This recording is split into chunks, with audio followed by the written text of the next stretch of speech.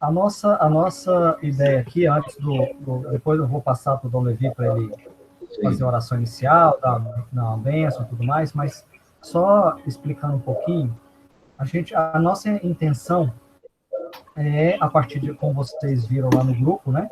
A partir de agosto, a gente, se nada mudar, né? A gente voltar a fazer as nossas assembleias presenciais, com todos os cuidados necessários e tudo mais, mas vamos voltar a fazer. E todo mês também ter algum tipo de formação. E as formações, preferencialmente, elas vão acontecer aqui nesse ambiente, né?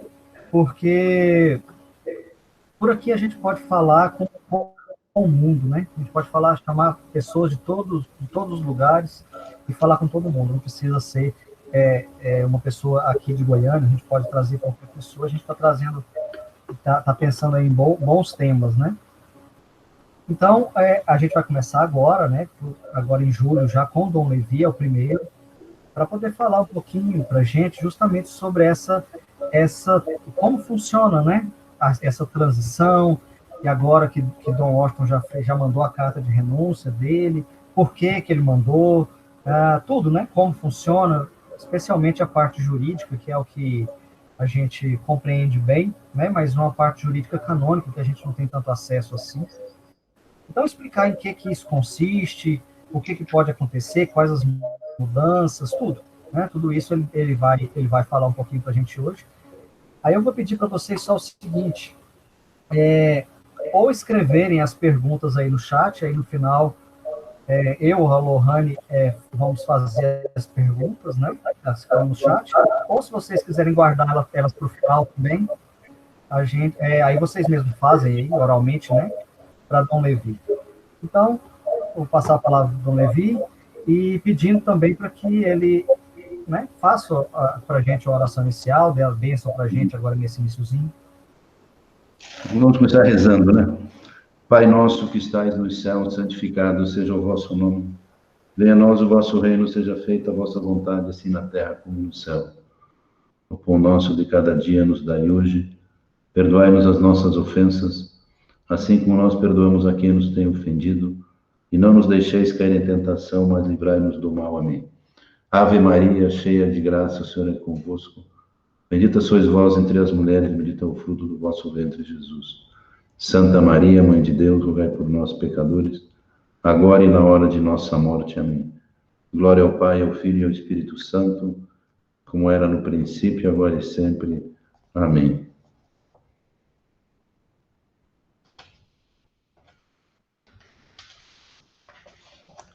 Vinde, Espírito Santo, enchei os corações dos vossos fiéis e acendei neles o fogo do vosso amor. Enviai, Senhor, o vosso Espírito, e tudo será criado e renovareis a face da terra. Oremos. Ó Deus, que instruíste os corações dos vossos fiéis, com a luz do Espírito Santo, fazei que apreciemos retamente todas as coisas segundo o mesmo Espírito, e gozemos sempre da sua consolação. Por Cristo, Senhor nosso. Amém. Em nome do Pai, do Filho e do Espírito Santo. Amém. No final eu dou uma bênção mais solene para vocês, tá? Essa bênção só para nós começarmos aqui a falar um pouco sobre esse tema que foi proposto, que na verdade seria a sucessão episcopal, tal como o direito canônico, tal como o Código de Direito Canônico trata, e também depois algumas outras normativas da própria Congregação dos Bispos, né? E também normativas da própria CNBB. A CNBB também tem algumas normativas sobre a sucessão episcopal nos seus respectivos nos lugares onde realmente tem chamados núcleos da CNBB, né? Setores da CNBB. Então, tudo começa porque os bispos são os sucessores dos apóstolos, né? E se nós formos pegar o catecismo, o próprio catecismo da Igreja Católica, não o código, o catecismo, ele nos traz umas coisas muito interessantes a esse respeito, porque ele coloca sempre essa preocupação de nosso Senhor Jesus Cristo em constituir pessoas que o seguissem, justamente para a divulgação do Evangelho. Ou seja, os apóstolos foram escolhidos por Cristo para pregar o Evangelho. E à medida que foi crescendo o cristianismo, que aconteceu? Eles foram precisando de mais pessoas para fazer esta pregação. E aí, então, se constituíram os bispos, que eram aqueles homens também escolhidos pelos próprios apóstolos no início, né, com a imposição das mãos, justamente para que depois eles também divulgassem, espalhassem o evangelho. Então, logo desde o início do cristianismo, o primeiro papa foi Pedro. Então, a sua missão foi justamente essa. A missão de Pedro foi justamente organizar a igreja, foi fazer com que a igreja fosse se espalhando pelo mundo inteiro, de acordo com as necessidades do crescimento do próprio cristianismo. Então, na verdade, foi daí que foi surgindo os bispos, daí que foram surgindo também as circunscrições eclesiásticas, porque eles viram que seria interessante dar a cada bispo um pedaço de terra para que eles cuidassem das suas ovelhas que ali estivessem vivendo. Então, Pedro primeiro organizou a ida dos apóstolos, organizou, digamos assim, a primeira diáspora. Na verdade, São Pedro que organizou, ele que mandou os primeiros apóstolos, digamos assim, pregar o evangelho no mundo inteiro, naquele mundo que era conhecido de então. E Pedro foi organizando, foi mandando os apóstolos. Tivemos agora há poucos dias a festa de São Tomé. O que aconteceu com Tomé? Tomé possivelmente pregou o evangelho na Índia, e lá foi martirizado. Então, quer dizer, houve já essa organização desde o início do cristianismo, já se foi organizando dessa forma, né? E no começo sempre houve Pedro como cabeça de tudo isso. Pedro estava sempre à frente. Não sei se vocês repararam já no Evangelho, sempre que se refere aos apóstolos, acho que hoje também, hoje o Evangelho fala dos apóstolos, né? Jesus escolhendo os 12 apóstolos. Pedro sempre vem em primeiro lugar. Pedro sempre é o primeiro, já mostrando essa primazia de Pedro, que seria o primeiro Papa. Então, ele seria o responsável por fazer essa primeira organização da igreja. Então, é daí que parte, né, o que hoje nós temos na própria igreja.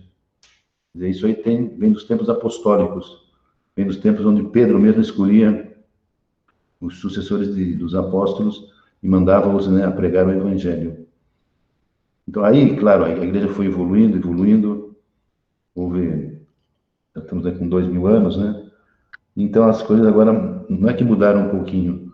Tudo isso, como a igreja mudou muito, as coisas têm que ser mais bem organizadas, né? Para vocês terem uma ideia, eu não encontrei agora aqui os dados, mas mais ou menos hoje a igreja possui 5.000 bispos. Não sei se coincide o número de dioceses, mas deve ser mais ou menos isso. Talvez tenha 5.000 bispos, 4.800 dioceses. No Brasil, temos 240 dioceses para 260 bispos não eméritos, porque depois tem mais ou menos 200 bispos eméritos. Então, já posso dar o conceito do bispo emérito. O bispo emérito, na verdade, é assim, é aquele bispo que já completou 75 anos de idade. Então, a igreja, quando o bispo completa 75 anos de idade, ele é convidado a renunciar ao seu ofício. Ele recebe, quando ele é nomeado bispo, ele recebe o que nós chamamos de ofício eclesiástico. Todo bispo ele é nomeado para um ofício eclesiástico, seja bispo diocesano, seja bispo auxiliar, seja bispo coadjutor. O que é ofício eclesiástico? O bispo sempre ele é nomeado para alguma coisa. Nunca é um bispo vago. E nesse caso, o bispo, quando ele é nomeado, ele sempre é nomeado para alguma diocese. Mesmo que nessa diocese não exista mais cristianismo, né? Eu tenho a sorte de ter sido nomeado bispo auxiliar de uma diocese de Ásia, que fica no norte da África, onde lá ainda existem católicos, né? Não é dessas dioceses extintas, mas tem muita gente que tem a sua diocese, e é titular de uma diocese que não existe mais. Existiu no passado, mas não existe mais. Mas todo bispo, ele é bispo de alguma diocese. Existe lá pelo menos uma porção de terra, existe na qual ele é bispo, né? Sempre existe essa relação, chamada ofício eclesiástico. Então, voltando, aos 75 anos, o bispo é convidado a renunciar. Ora, como esse ofício eclesiástico foi dado pelo Santo Padre o Papa a um bispo, a um padre, né, que foi nomeado bispo, Depois também o bispo, ele aos 75 anos, ele tem que escrever uma carta ao Santo Padre e o Papa. Ele escreve para o Papa essa carta. Normalmente todo mundo escreve, não sei, não há notícias de bispo que ele não tenha escrito a carta aos 75 anos. Deve ser muito duro ser bispo, né? Porque todo mundo, quando chega aos 75 anos, logo escreve a carta. Inclusive, até às vezes com uma certa antecedência, né? Uma certa vez já escreve a carta, já manda para Roma e pronto, né? Já se fica livre dessa obrigação de ter que escrever a carta. Então, aos 75 anos, a pessoa escreve uma carta ao Santo Padre o Papa, pedindo a renúncia daquele ofício eclesiástico. E então, aí, normalmente, o Papa aceita a renúncia, normalmente aceita. Então, aí que começam as condições, né? Aceita sob determinadas condições também, no seguinte sentido, que não é imediatamente que a pessoa deixa o seu ofício. O próprio Papa, recebendo essa carta, ele vai avaliar a situação daquele bispo, vai avaliar a situação daquela diocese. Atualmente, o Papa Francisco tem feito o seguinte: quando é uma questão de saúde, pelo menos, claro, não é uma regra, não está no Código de Direito Canônico isso, mas se vê que quando um bispo está passando por um problema de saúde, então o Papa é rápido, imediatamente quando ele recebe a carta, ele já nomeia um administrador apostólico, ou pede que a própria diocese se organize lá e crie uma outra pessoa que possa assumir o lugar do bispo. Eu vou explicar quais são essas condições também. Então, e se não há nenhum problema, como foi o caso aqui de Goiânia, o Dom Washington, quando completou 75 anos, então ele escreveu uma carta ao Santo Padre pedindo a sua renúncia. Como não há nenhum problema, assim, digamos, dessa ordem de saúde, problemas muito graves na diocese, então o Papa vai esperar um pouco para fazer o trâmite normal de nomeação de um novo arcebispo, né? Então, que trâmites são esses, né? A partir do momento em que o Papa recebe a carta, ele abre um processo de consultas aos próprios bispos, para que os próprios bispos indiquem nomes para ser o novo arcebispo. Então, alguns dias depois, né, que Dom Washington mandou a carta, normalmente a igreja trabalha com muita segurança jurídica. Alguém falava hoje aqui da segurança jurídica, então a igreja trabalha com muita segurança jurídica. Não se começa esse processo de escolha de um novo arcebispo enquanto não se chega a Roma a carta. Só depois que a cartinha chega lá é que se detona esse processo de escolha. Que, na verdade, não é bem Roma que detona, é a anunciatura no seu respectivo país. Então, foi a anunciatura do Brasil que começou a fazer as consultas, né? Então, aqui vem a coisa interessante. Quais são as pessoas consultadas? Todos os fiéis? É uma democracia? Então, pelo Código de Direito Canônico, quem participa dessa escolha, quem sugere nomes, são os bispos da província eclesiástica, né? Embora aqui no Brasil, como eu falei, se optou pelo regional da CNBB, que o regional sempre é maior que a própria província. Aqui em Goiás, nós temos duas províncias eclesiásticas, né? Temos a província eclesiástica de Goiânia, que é Goiânia, cidade de Goiás, né? A diocese de Goiás, Ipameri, Jataí e Anápolis. Assim compõe a província eclesiástica de Goiânia. As outras dioceses de Goiás compõem a província de Brasília. Mas, então, o código diz que seria da província eclesiástica da própria, onde seria o arcebispo exerceria o seu poder, né?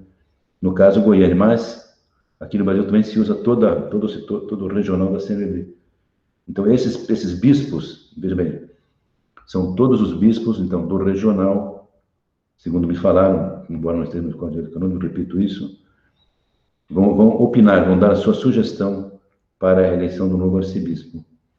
Mas não é só isso, também são consultados, vejam só, todos os arcebispos do Brasil também são consultados. Aí são um bom número, acho que são 22, se não me engano, são 22 arcebispos no Brasil também.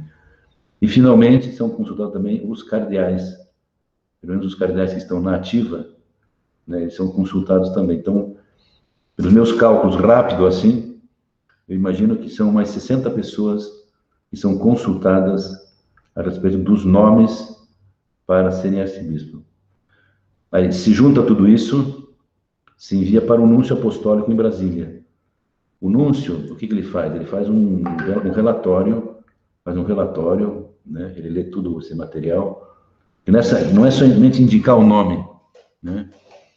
Você tem que indicar a razão pela qual você está indicando aquele nome a arcebispo. E também tem que dar um quadro, mais ou menos de acordo com a tua perspectiva, mostrar para a anunciatura como é que está a diocese. Não só nós que estamos aqui na diocese, mas também os outros bispos, que às vezes de longe têm uma outra visão a respeito da diocese. Também eles dão a sua opinião, fazem um pequeno relatório a respeito da diocese.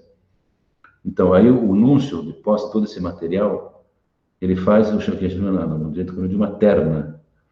O que é a terna? São o nome de três bispos, né? 3 bispos que foram indicados nessas consultas que foram feitas. Ele também faz o seu relatório, ela dá a sua opinião e manda 3 nomes para Roma.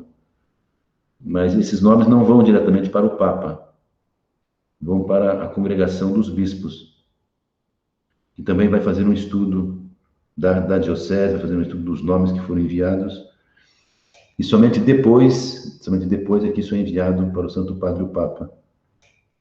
Então o Papa recebe esse material, normalmente essa terna já está em ordem, né? Primeiro, segundo, terceiro. O que se sabe é que mais ou menos, na maioria das vezes, o que acontece? O Papa acaba nomeando, porque o Papa que nomeia, né? Acaba nomeando normalmente o primeiro, que está em primeiro lugar na lista.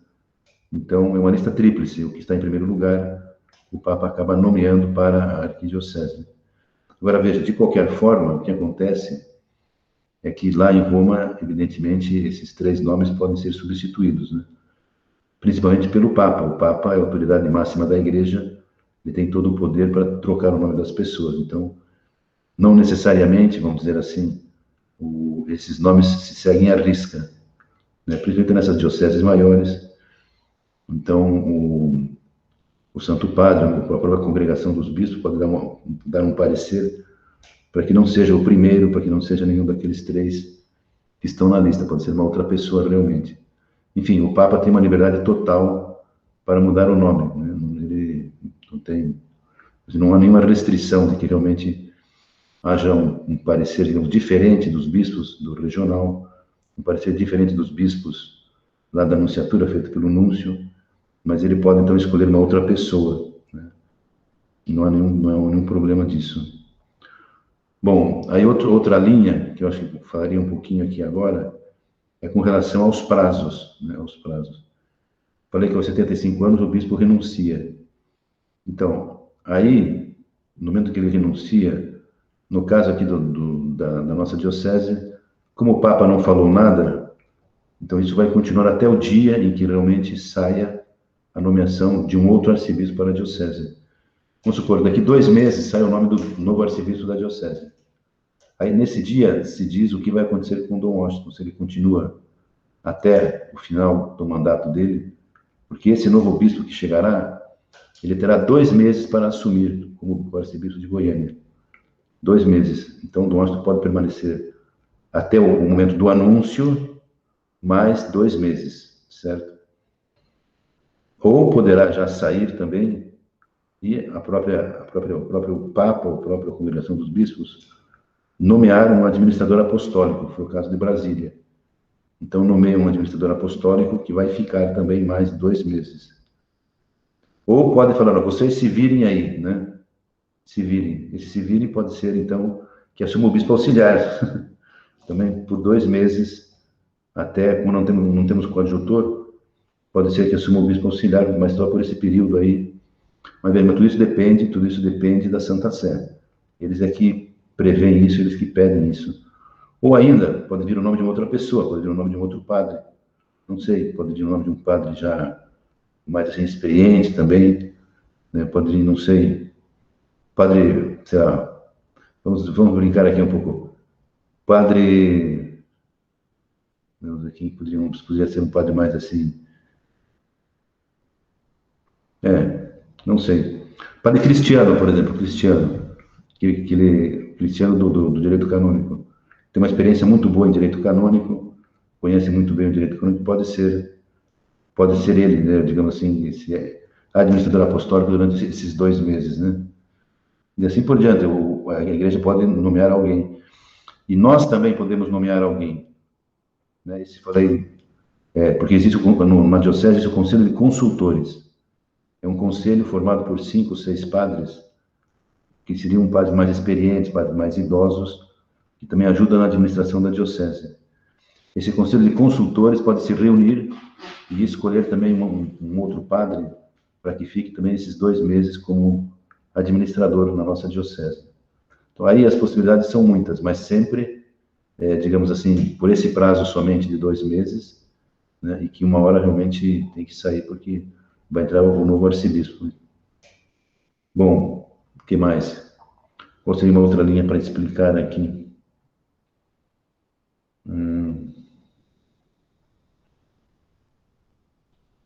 Bom, a princípio tem uma coisa interessante também em todo esse processo, e todo esse processo deve ser feito com muito sigilo, né? Muito sigilo. Nós não podemos, digamos assim, o que acontece nesses nossos relatórios, todo esse material que é enviado para a Nunciatura e para Roma, todo ele está coberto de sigilo, né, pontifício. A princípio, sob pena de pecado, as pessoas não podem divulgar o que está escrito ali, e se por acaso ficam sabendo de alguma coisa, tem que realmente ficar quieto, não pode passar a notícia para frente, né? Enfim, isso justamente para evitar fofocas, para evitar especulações, para evitar uma série de coisas desagradáveis que nós sabemos que já aconteceram em outras sucessões aí de membros da igreja, né? Bom, acho que vocês podiam fazer uma pergunta já. De repente, vocês fazendo alguma pergunta, eu vou lembrando de outras coisas.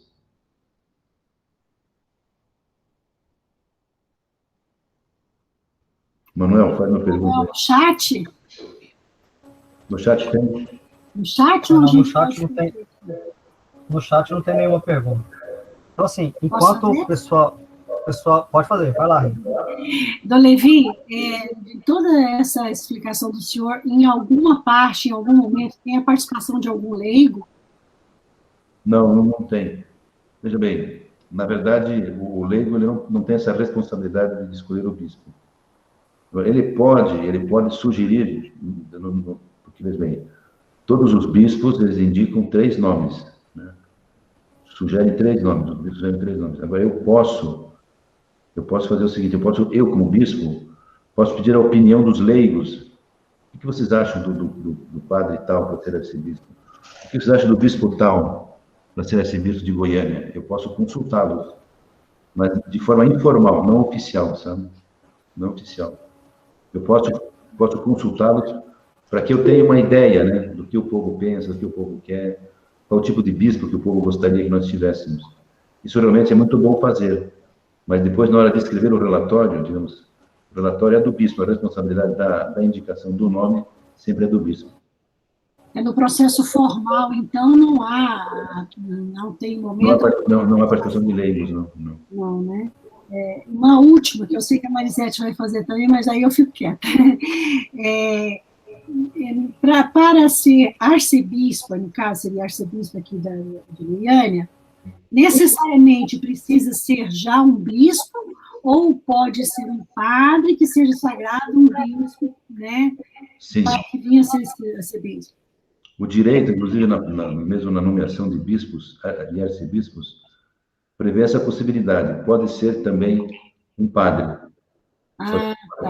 Aí, inclusive, o prazo aumenta, porque daí esse padre teria 4 meses para assumir. Se ele já é bispo, ele tem que assumir em 2 meses. Se ele é padre ainda vai ser bispo, é 4. Não, o padre seria, se ele é padre e é nomeado arcebispo, ele tem 4 meses para assumir. Se ele já é bispo, 2 meses. Certo, não entendi. Tá? Entendi. Só antes de passar para o Marisete, teve uma aqui no chat do João Paulo, que diz o seguinte, a pergunta é o seguinte: é possível que Dom Levi se torne arcebispo ou tem alguma impossibilidade, algum impedimento? Veja bem, também dentro do direito canônico é possível, né? Eu sou bispo auxiliar, né? Sou bispo, sou um dos candidatos. Mas veja bem, dentro da praxis da igreja, isso não acontece, né? No meu caso, por 2 motivos. É muito difícil que um bispo auxiliar venha a ser arcebispo, é muito difícil. E também pelo meu tempo de bispo, eu sou um bispo novo, tenho muito pouco tempo para bispo. Como eu falei, é a prática da igreja. Normalmente um arcebispo, ele entra como arcebispo depois de uns 15 anos, 12 anos já de exercício de exercício episcopal, né? Então realmente teria que ter um pouquinho mais de tempo de bispo. E também teria essa figura do coadjutor, né? Quando acontece dessa sucessão assim. Tem o coadjutor, assim, algumas dioceses têm o coadjutor. O coadjutor é o seguinte: o coadjutor ele é o bispo que auxilia o bispo diocesano naquela diocese. No momento em que o bispo diocesano deixa de ser bispo, ele assume imediatamente. Ele assume automaticamente, não precisa nem de posse, não precisa de nada, simplesmente fazer a questão canônica, a questão jurídica, ele já é o arcebispo, ou já é o bispo daquela diocese. Né? Essa figura do bispo coadjutor existe na igreja, embora agora pouco usada, eu acho que é pouco usada, mas existe essa possibilidade. Né? O bispo auxiliar... Marisete? Tá. Marisete? Pode perguntar. Marisete? Está desligado o seu microfone.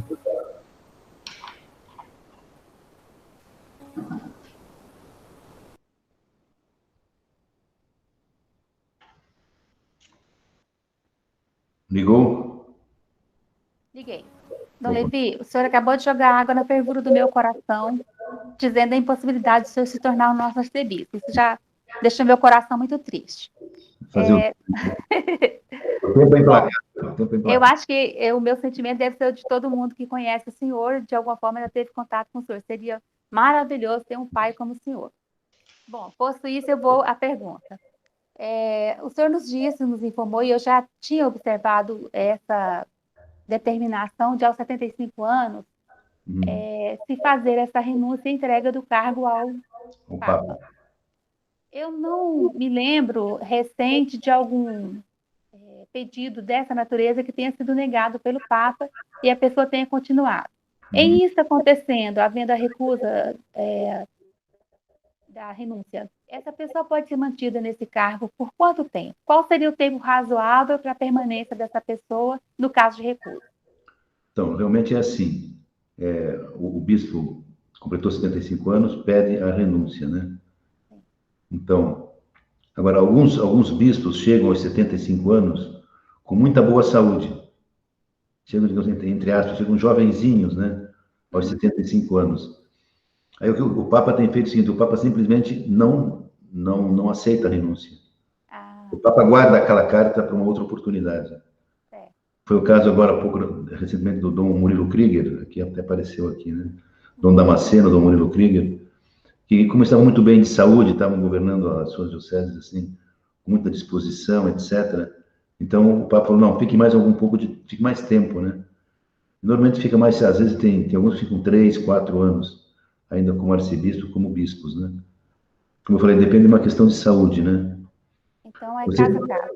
Exato, você sabe que, inclusive, é o seguinte: antes do Concílio Vaticano II, o cargo de bispo era vitalício para todos.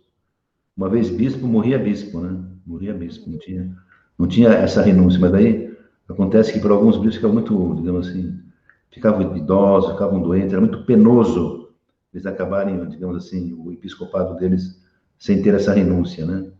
Então aí se achou melhor colocar os 75 anos como esse limite, né, para a renúncia. Embora está se estudando até a possibilidade desse número de anos mudar, né? De repente pode passar para 80 anos. O que acontece? Hoje as pessoas vivem mais. Então, aqui talvez seja interessante explicar uma coisa aqui. A partir do momento que o arcebispo deixa de ser arcebispo, o bispo deixa de ser bispo para ser bispo emérito daquela diocese, né? Então, o que acontece? Hoje, como eu falei, nós temos 250, 260 bispos na ativa. São bispos na ativa que têm as suas dioceses, têm os seus ofícios eclesiásticos. Mas nós temos mais de 200 bispos eméritos. 200. Por quê? Porque vivem mais, né? Têm boa saúde, etc, etc. Então, se pensa em avançar um pouco com com essa renúncia, talvez 80 anos, né? Como os cardeais, eles renunciam aos 80. Então, talvez equiparar, né, os bispos aos cardeais, não sei. Estou estudando, na igreja sempre as coisas quando se estudam demoram um pouquinho, né, mas existe essa possibilidade também de no futuro o bispo ficar até os 80 anos. Então, a renúncia é uma caridosa forma de liberar do encargo para o padre que se torna bispo. Exatamente. De vir emérito, normalmente os bispos eméritos vão pregar retiros, vão atender confissões, vão celebrar missas, etc. Eu também desconheço um bispo que tenha se aposentado. Também não estou tentando buscar na memória aqui, não me lembro de nenhum. Ninguém se aposenta. Eles mudam de atividade, isso sim, já não tem mais o governo da diocese, que, de fato, é o que realmente desgasta muito a pessoa, é o governo, né? Mas o papel depois de bispo emérito parece que é um papel muito, muito prazeroso até, né? Faz crismas, depois atende confissões, atende primeiras eucaristias, celebra a missa, prega retiros e tal. Então, normalmente os bispos eméritos gostam muito dessa função. Ok, muito obrigada. Tem a questão de bispo emérito e tantos que tem diocese, eu sei de diocese que tem 2 bispos eméritos, né? Exatamente, tem São vários. 2. Teve uma diocese no Paraná que chegou a ter 3. 3 eu nunca vi, só vi 3. Bispos eméritos. A Leila está perguntando aqui no chat qual seria a diferença entre bispo e arcebispo. Então, é a questão da sede, né? A questão da sede. Então, as dioceses mais importantes são arquidioceses, né? Aquelas dioceses que têm uma importância um pouquinho menor são somente dioceses. Agora, o bispo também tem bispo de prelazias, né? Tem bispo de administrações apostólicas também. Mas é só com relação à sede, né? Como Goiânia é uma sede arquidiocesana, é uma arquidiocese, então é arcebispo. Anápolis não é uma arquidiocese, é uma diocese, então lá é somente bispo diocesano que assume, né? É a questão da sede. A sede arquidiocesana são as cidades maiores, as cidades com maior número de católicos, as cidades com maior número de padres, cidades que têm seminários grandes, então se tornam arquidioceses. Aqui em Goiás temos somente 2 arquidioceses, né?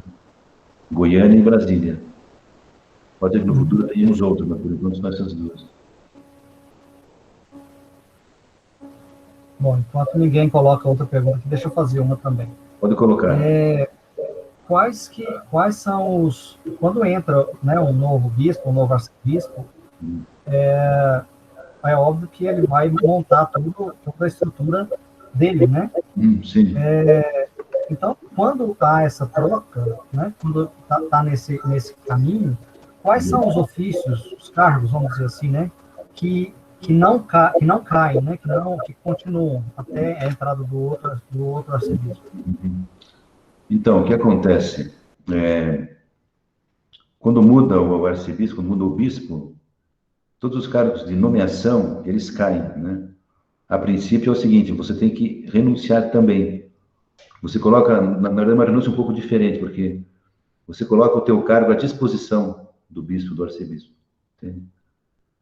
No meu caso, eu vou ter que colocar meus cargos à disposição, né? Como ecônomo, como vigário judicial, todos esses cargos eu coloco à disposição do novo bispo, do novo arcebispo. Aí para que ele fique à vontade na decisão que ele tiver, né? Então, não todos os cargos da Cúria, mas a maioria deles, sim, se colocam à disposição do novo bispo, né? Não saberia dizer exatamente quais são os cargos agora, teria que consultar a lista aí. Mas vários desses cargos realmente tem que deixar à disposição.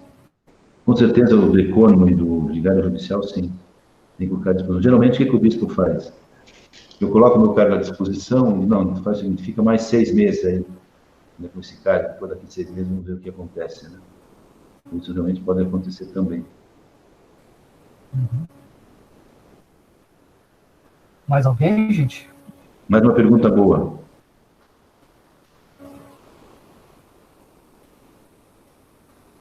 Priscila, quer falar? O microfone está desligado. O microfone está desligado. Não está funcionando? Está funcionando? Escreve no chat. Escreve no chat. Dom Levi? Sim. O senhor disse da província eclesiástica, né? Eu até anotei aqui, seria Goiânia, né? Cidade de Goiás e Jataí e Anápolis. O que determina essa divisão dessa Eu falei Jataí província eclesiástica? O senhor falou Jataí? Eu anotei Jataí. Falou. Jataí também faz parte da província eclesiástica de Goiânia. Falou. Jataí. O que é província eclesiástica? Que é Goiânia, cidade de Goiás, Ipameri, Jataí e Anápolis. O arcebispo também, ele tem uma função também de governo na província eclesiástica. Ah, tá bom. Ele é, digamos assim, ele é uma autoridade também para as outras dioceses. Vamos supor, se realmente surge um problema lá em Jataí, né? Surge um problema na diocese de Jataí, um problema com padre, um problema difícil, ou um problema junto à nunciatura, junto ao próprio governo. Então, o bispo ele pode intervir. O bispo de Goiânia, o arcebispo, é uma espécie de patriarca. Então, é uma espécie de um patriarca que vai ajudar a outra diocese, entende? Nossa, mas... Sim, senhor. Ele pode, inclusive, assumir o lugar do bispo de uma outra diocese. Se é um caso difícil, um caso grave, ele pode afastar o outro bispo. Ele tem essa... Claro, geralmente não acontece assim, mas ele teria essa potestade de substituir um bispo de uma diocese, no sentido de ficar lá um tempo, ajudando, vendo o que pode fazer, o que não pode fazer. Então, na verdade, é por isso. É um patamar de autoridade que pode ser alcançado pelos bispos, pelos padres também. Geralmente, os padres procuram muito o presidente da província eclesiástica, os padres, porque eles se sentem perseguidos pelo bispo da sua diocese, problemas com o bispo e tal. Eles acabam procurando da província eclesiástica, né? Do patriarca da província eclesiástica. É uma função interessante essa da província eclesiástica. Funciona, de vez em quando funciona, principalmente para os padres. É de notório saber que a diocese da cidade de Goiás é uma diocese bem problemática, né? Então, agora a gente está vendo. Eu falo, o senhor me desculpe, eu falo para conhecer a Marida de lá, a Fernanda de lá, nós somos de lá. As coisas muito difíceis lá. Agora é bom saber. Podia realmente ter uma intervenção lá, viu, Dom Levi? Brincadeira, desculpe, vamos continuar. Brincadeira. Vamos continuar. O Gabriel. Sim. O Gabriel pergunta aqui: o bispo auxiliar tem que deixar a diocese obrigatoriamente ou pode ser reconduzido para permanecer como auxiliar daquela diocese? Não, geralmente o bispo auxiliar, ele coloca o cargo dele à disposição, mas normalmente ele é reconduzido, né? E o que a gente vê também da praxis na igreja é que esse bispo auxiliar ele é reconduzido e fica mais um pouco de tempo na paróquia, na diocese, né? Justamente ajudando naquilo que foi o trabalho dele durante o tempo que ele foi bispo auxiliar, vamos supor. Eu fiquei mais nessa área do tribunal, fiquei mais na área do economato, então eu teria que ficar um pouco de tempo ajudando nesta área. O Dom Moacir, que ficou mais na parte pastoral, se ele estivesse aqui ainda, eu teria que ajudar mais na parte pastoral. Então, digamos assim, normalmente quando muda o arcebispo, mudam os auxiliares. Mas não é uma coisa imediata, o Código de Direito não prevê isso. O Código de Direito não prevê nada. Que o auxiliar, ele coloca o cargo à disposição, mas ele é imediatamente reconduzido. No fundo é assim, depois, mais para frente, se faz um acerto com o arcebispo, de transferência, de nomeação de um outro... Porque também é o seguinte, o novo arcebispo vai querer também, digamos, os seus bispos auxiliares, né? Com certeza ele tem alguns nomes e vai pedir para que essas pessoas sejam nomeadas, né? Bispos auxiliares. Normalmente isso que acontece. Só que, mesmo a nomeação de um bispo auxiliar demora um pouco, né? É um processo parecido com o que eu falei da nomeação de um arcebispo, parecido. Só que demora muito mais, demora anos. Às vezes, demora até 3, 4 anos para ser nomeado um bispo auxiliar. Só para vocês verem como demora esse processo, né? De colocar o cargo à disposição e de ser reconduzido, realmente demora um pouquinho. Eu não estava lembrando o nome do presidente da província eclesiástica, se chama metropolita. No Código de Direito se chama metropolita. Então, o metropolita, que é o chefe da província eclesiástica, ao qual compete, em alguns momentos, em algumas situações, atuar e intervir nas dioceses.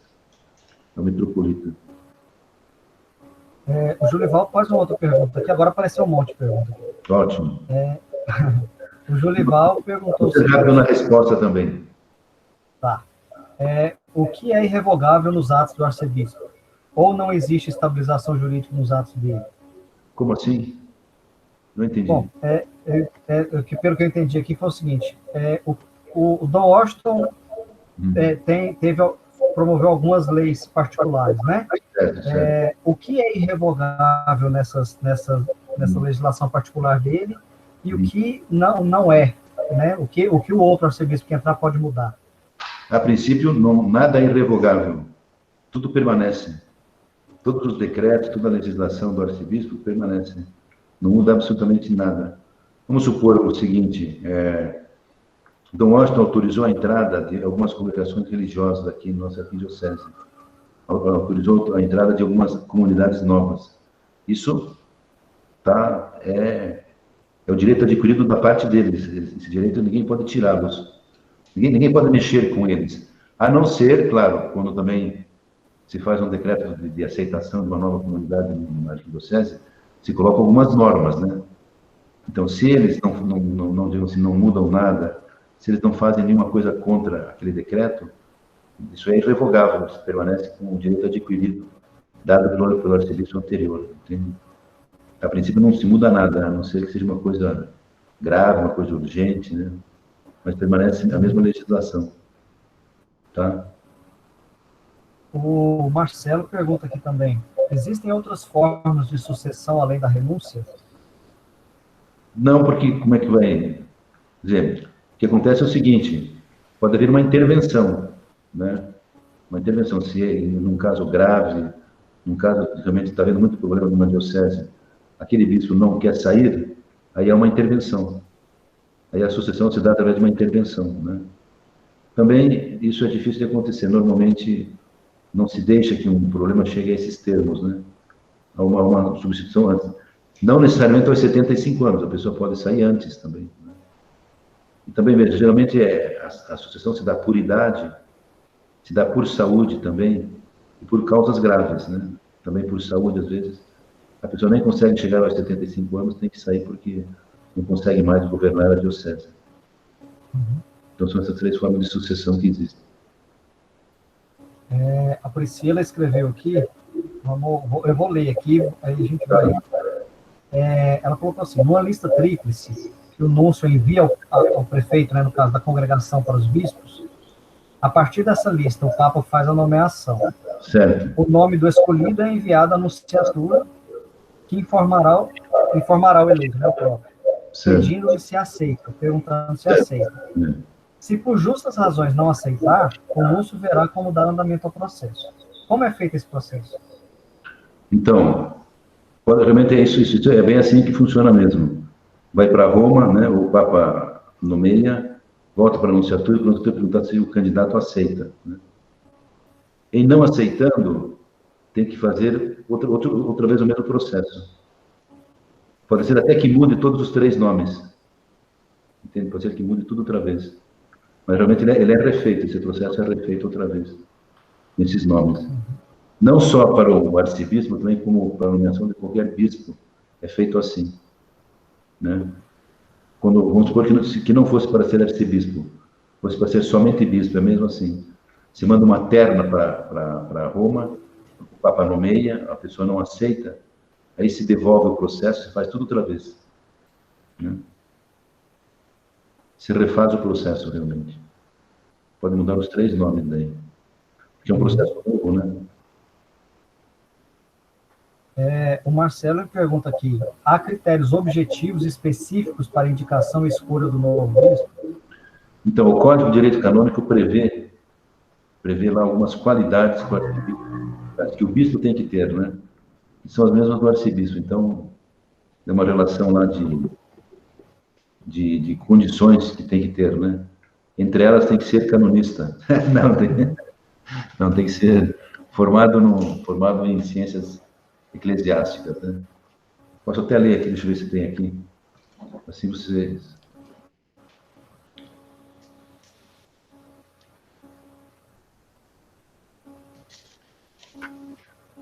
Ó, para que alguém seja considerado idôneo para o episcopado, requer-se que tenha fé firme, bons costumes, piedade, zelo das almas, sabedoria, prudência e seja eminente em virtudes humanas, e dotado das demais qualidades que o tornem apto a desempenhar o ofício. Isso é o primeiro, o artigo 1º, parágrafo 1º. Segundo, goze de boa reputação. Tenha ao menos 35 anos de idade. Tenha sido ordenado padre pelo menos há 5 anos. Tenha adquirido o grau de doutor ou ao menos a licenciatura em Sagrada Escritura. Teologia ou Direito Canônico no Instituto de Estudos Superiores aprovado pela Santa Sé. Ou ao menos seja verdadeiramente perito nessas disciplinas. Pertence à Sé Apostólica o justo juízo definitivo sobre a idoneidade de quem deve ser promovido. Viu que a peneira é fininha, né? A peneira é muito fininha, realmente, as exigências são muitas. Então, isso aqui são o que tem que ter, digamos assim, isso aqui mostra a idoneidade do candidato, né? Então, isso tudo, de fato, a anunciatura, lá a congregação dos bispos em Roma, leva em conta essas coisas, né? A Laís, ela pergunta o seguinte: o bispo auxiliar, uma vez reconduzido, deixa esse cargo para outro bispo auxiliar ou ele pega essa função? Por exemplo, existe o bispo auxiliar emérito? Existe também, existe. Veja bem, acontece o seguinte: quando você é nomeado bispo, o Papa te nomeia, né? Você aceita ser nomeado bispo. Uma vez bispo, depois, quando você vai mudar de diocese, é feita uma espécie, digamos assim, você é convidado daí, você não é, digamos, como é que eu poderia dizer assim? Você tem o poder de negociação, entende? Eu posso, digamos assim, numa futura transferência, posso negociar uma diocese para ir, né? Entende? Não necessariamente eu tenho que sair de Goiânia. Eu não sou obrigado a ser de Goiânia com a vida do novo arcebispo. Eu posso ficar aqui quanto tempo eu quiser. Posso ficar 1 ano, 2 anos, 3 anos, posso ser bispo emérito toda a vida, entende? E realmente tem uns 10, 12 bispos eméritos que não quiseram ser de suas cidades, né, e ficaram eméritos e estão lá até hoje, né? Entende? Não é uma coisa obrigatória, o bispo auxiliar é uma coisa muito negociada, assim, sabe? Você pode negociar, você pode, enfim, pode ficar um tempo aqui, pode, enfim, tem várias possibilidades, né? Mas não necessariamente tem que sair daqui, sabe? Uhum. Mais alguém, gente? Mais alguma pergunta? Mais uma pergunta? Dúvidas? Inquietações? Orações para o novo arcebispo?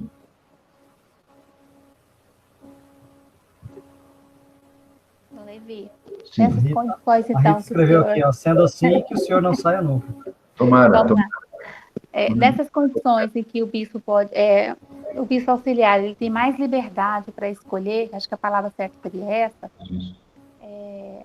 ele pode escolher ficar uma temporada, ele pode escolher ficar em definitivo. É isso que o senhor diz? Isso mesmo. Ok. Então, nesse rastro do que eu posso escolher, eu sei que o coração do senhor é do Paraná, sei que o senhor já me falou que o senhor quer voltar para lá, mas eu vou estender meu coração para o senhor. Fica por aqui. Vamos ver. A gente não tem ideia ainda de qual bispo virá substituir o Dom Washington ainda, a gente não sabe. Olha, eu digo assim, isso nem o Papa sabe por enquanto. Pois vamos crer no fogo do Espírito Santo, que é abrasador e faz as boas indicações para o coração dos homens. Que o nosso próximo bispo seja um continuador desse trabalho que está sendo feito. Temos que rezar. Já estamos rezando. Que realmente venha um bispo que seja, digamos assim, a continuidade, né, do que nós temos na nossa diocese. E que, claro, nós temos que ser muito, nesse momento, temos que ser muito sobrenaturais, né? Porque, de certa forma, nós não gostamos de mudanças, né? As mudanças, para nós, sempre nos atrapalham um pouquinho a nossa vida, né? Mas, como você falou, vamos confiar no Espírito Santo, na graça de Deus. Eu falei no início da minha colocação de São Pedro, né? Vejam, né? São Pedro Há 2000 anos atrás começou a igreja, e até hoje a igreja está firme, né? Apesar das dificuldades, das perseguições, das fraquezas dos homens, a dificuldade de vocações, etc, etc, etc. A igreja está cada vez mais firme, né? Porque é de Deus mesmo, né? Assim que nós temos que entender. E depois vejam só, pensando até em termos humanos, assim, vejam que a mudança é boa, não é ruim a mudança. Eu acho que a igreja ensina aos homens a que tem que haver mudanças no mundo. As mudanças, me parece que, na maioria das vezes, sempre é para melhor. As coisas evoluem com as mudanças, né? Aquilo que foi que antigamente o cargo de bispo era vitalício. Imagine os bispos com 80, 85 anos, né? Governando uma diocese difícil, grande. Por isso que antigamente os bispos ficavam em casa sentados, né? Porque não conseguiam fazer mais nada. Ficavam em casa sentados, lá lendo e tal, né? Não conseguiam fazer muita coisa, né? Então, também você falou, né, Marisete, do bispo auxiliar que tem liberdade. O bispo emérito também tem liberdade. Isso ajuda muito, porque como ele não tem mais o governo da sua diocese, ele pode fazer muitas coisas mesmo. Muitos escrevem, muitos viajam, como já falei, pregam retiros, etc, né? Eles fazem muitas coisas pela igreja.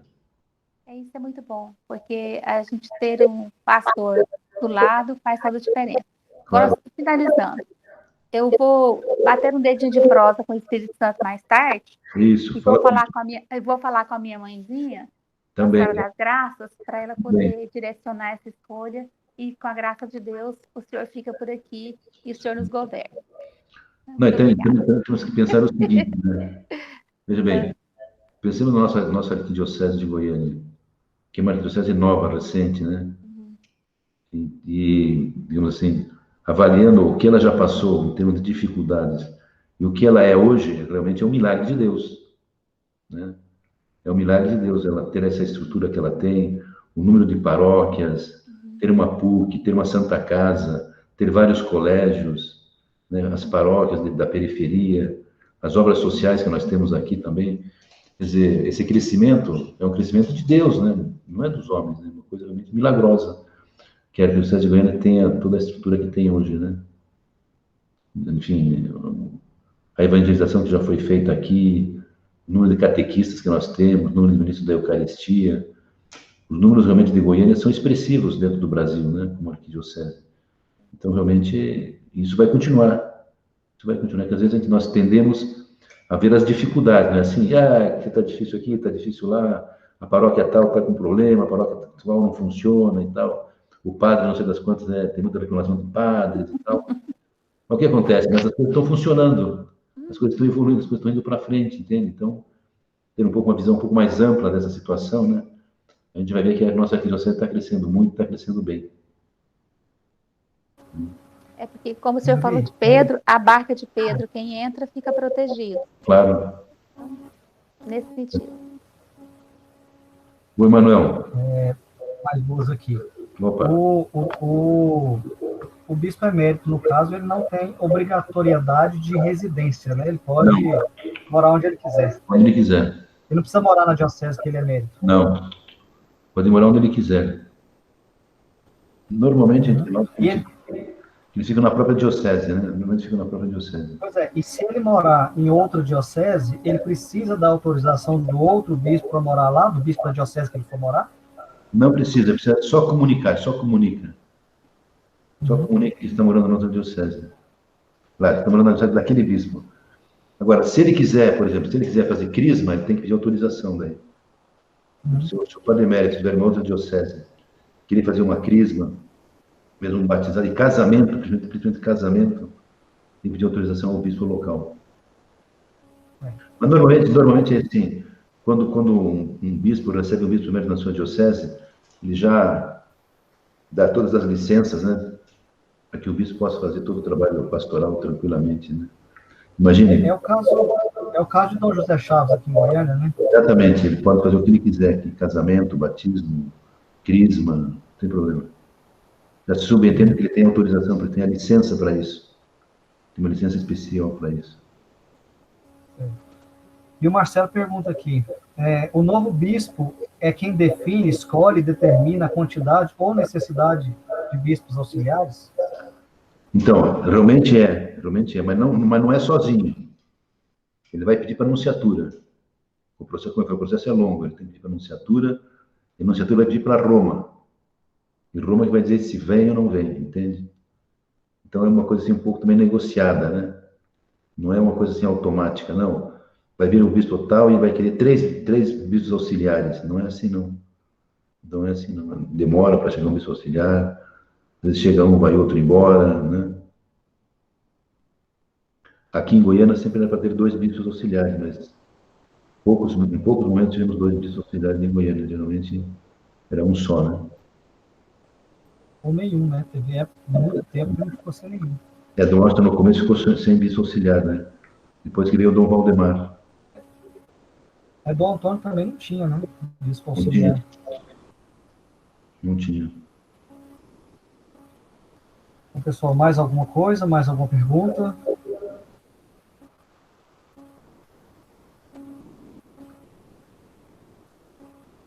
Muito bem. Bom, se não temos mais nenhuma pergunta, é bom que a gente... Ó, chegou aqui, último. Todo esse processo é físico ou eletrônico, e-mail? É híbrido. Híbrido.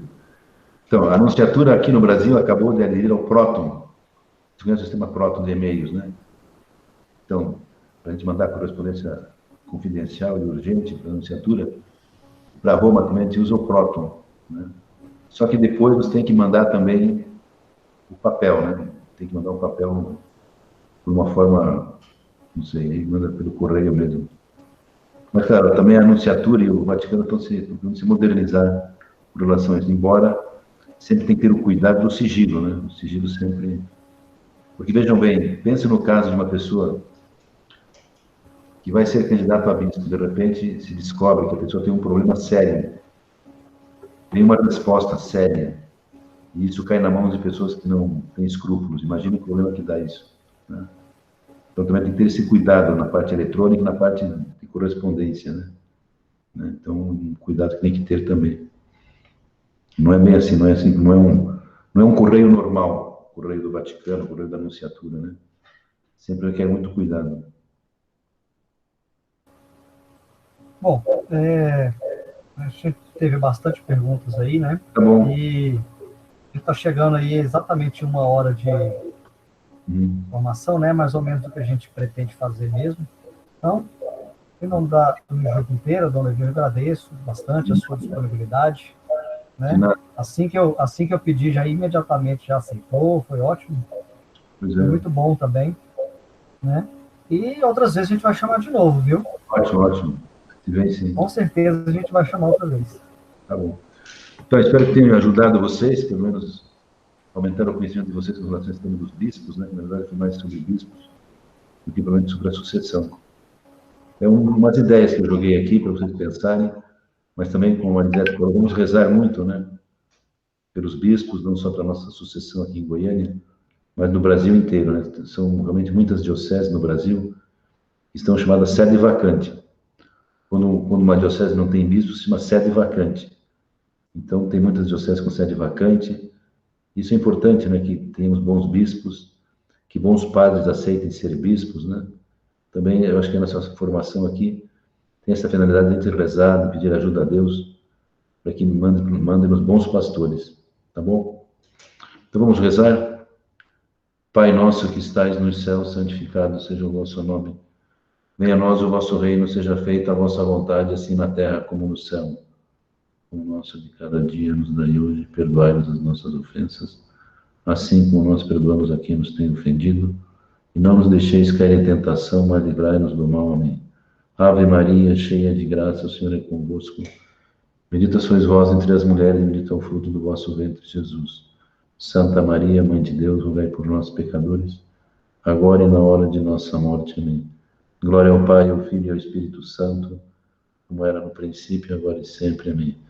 Nós vos damos graças, Deus onipotente, por todos os vossos benefícios. Vós que viveis e reinais pelos séculos dos séculos. Amém. Que Deus nos dê a sua paz e a vida eterna. Amém. O Senhor esteja convosco. Abençoe-vos Deus Todo-Poderoso, Pai, Filho e Espírito Santo. Amém. Ide em paz e o Senhor vos acompanhe. Amém. Muito obrigada. Graças a Deus. Foi muito bom, graças a Deus. Até a próxima, se de preferência, vamos fazer presencial, hein? Pois é,